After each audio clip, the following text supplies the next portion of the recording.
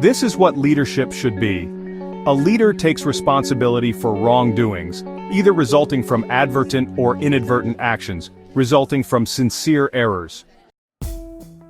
In our country Nigeria, it is so hard to have a leader that will come out this boldly to own up, even when it was so clear that he was not the orchestrator of the flop. A typical Nigerian leader will rather cover for the error, or apportion blame by absorbing himself and JAMB by blaming the centers and service providers. It does not matter what many others could feel about the tears of Prof Oloyede in this instance, as I know many will say he sheds crocodile tears, but the fact remains that he has a conscience that speaks and he is willing to listen to and act accordingly.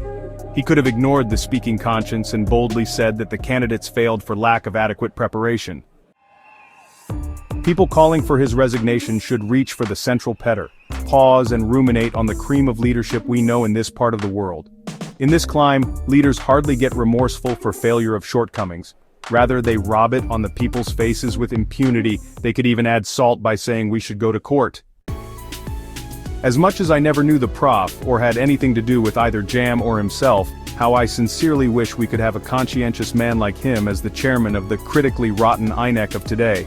Prof Oloyede has brought amazing transformation into the operation of JAMB ever since he started presiding. He could do some remarkable reformation of the seemingly irredeemable INEC that has become a devilish nightmare for well-meaning Nigerians. While I am not excusing him in totality for the flop, I am only being reasonably ruminating on the possibility of sabotage from both from within and without the JAMB. Coming out to openly speak about it and taking full responsibility, both for JAMB and the service providers, is good enough to set him apart from the rest.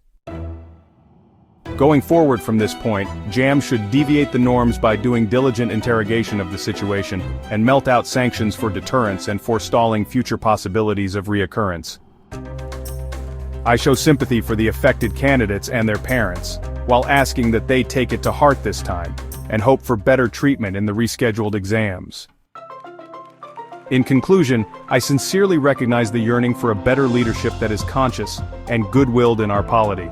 I also sincerely believe that when we see traces of appearance of sincerity in the form on display here, we should critique where necessary and entreat for better deliveries to encourage the personality involved.